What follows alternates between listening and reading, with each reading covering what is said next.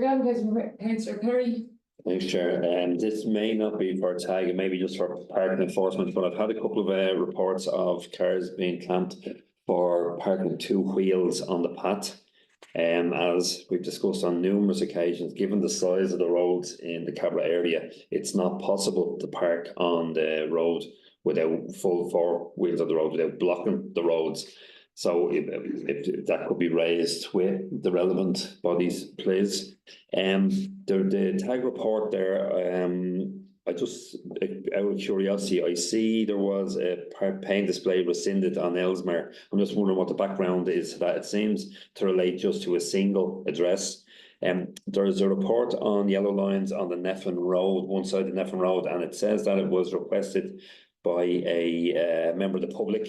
I'm not sure as to why a member of the public would want yellow lines the length of the road. I'm assuming the yellow lines are required because that's part of the new bus connect route, and it's a relatively small road, a narrow road, and there may not be space to park on both sides. But just to ask, is that a mistake and that it's a member of the public? Because I'd be surprised if a member of the public would have the power to yellow line a whole road. Thanks, Councillor McGrattan. I might know that member. Yeah, thanks, Chair. Just around the area, I see some of the advertisers for bus connects, the changes to traffic management and traffic flow has come back up and been advertised again. Can we get some information of tag or even direct from the NTA? Can we get a presentation just to at a future meeting of what these changes are going to mean? Because they're going to have fairly significant change to traffic flow in the area. And we don't really have much input, so you can get information either through tag or through the NTA at a future meeting. Thanks. Okay, Councillor Stevens. Yeah, just in relation to traffic, parking in private estates, we have a particular problem in the Kempton area where an ambulance couldn't take a patient out of a house. They had to wheel the patient down on a trolley. There's no point putting yellow lines into private estates unless they're enforced. And we have a particular problem in relation to the Villa Park area and the Kempton part of Navan Road. I'd just like the situation to be investigated because it's not acceptable. Okay. Will be somebody from tag there to respond to those? Sorry, would it be possible to get a list of streets where paint display was recommended and the ballot happened, and just kind of timeline of whether they've been implemented or not? Just outstanding paint display implementations, basically. Okay. Go ahead. Good morning, councillors. So starting with Councillor McAdam, Clonliffe Road. I'll have to check with park enforcement, and they'll have to provide a reply for you about the time frame for the new paint display scheme and the traffic management. It's not tagged, so I'll ask that it will be sent to them to reply about the traffic management around Croke Park. Councillor Perry, about cars being clamped for parking the footpath. That's under the Road Traffic Act. It's illegal to park in the footpath. I understand that the road is narrow and they have to park on the footpath, but park on the footpath, we are blocking the way for pedestrians and wheelchair users and everyone that needs to use the footpath. So this needs to be enforced.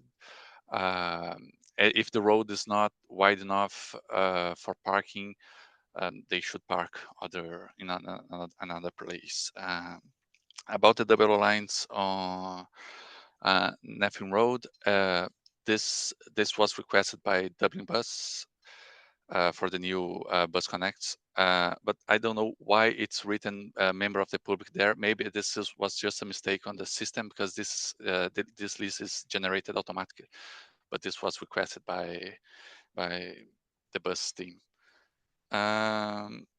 McRatton, this is for the bus team also to reply for you about this presentation. So I can't answer you about this. And Councillor Stephens, about the double lines, I will check about this and I'll come back with you with an answer. And I think Councillor Perry, you asked about double lines on Ellesmere Avenue. No, the Paints Play on Ellesmere Avenue. It was rescinded because it was a person requested a driveway, so we had to rescind the Paints Play outside his driveway. They paid the fee, so we rescinded the Paints Play there. Okay, thanks very much, Joe. Is that noted? Sorry, can I just make the point, Joe, but that's a very serious decision now. You seem to be publicising to this meeting that cars cannot park two wheels on the roads that won't allow traffic to pass. If you're saying that, I'm going to take this further, but if you're saying that, and I ask people locally to park on the road and they block numerous roads in Cabra, once we understand whoever made that call, be it yourself or parking enforcement, that you'll be answerable to any sort of disturbance in the area when cars can't simply drive up the majority of roads, particularly in Cabra East. Councillor, Sorry. actually, okay. Sorry, Councillor Purdy, just to get on that point, it's actually illegal to park on a footpath. If the road is not wide enough, the car can't park on the road. You know, we can take this off, but that's. Who's that? It's in the Will Mangan from TAG. Right, Will, I've had this, I'm a councillor now, 15 plus years. I've had this discussion with people in parking enforcement, and given the roads in Cavan were built in the 1930s, there's been always an understanding that while it was in breach, providing they weren't blocking the footpaths, that there would be a blind eye turned to people parking on the footpaths. So it's a very serious reinterpretation of that agreement that we had that will result in roads being blocked in Cabra. So it's a very serious review of that legislation. Councillor Perry, just to add here, under the legislation, it's saying on that a car shouldn't be parked on a footway, grass margin, or a median strip, and a car shouldn't be parked in a manner in which will interfere with the normal flow of traffic or which obstructs or endangers other traffic. It's under the law.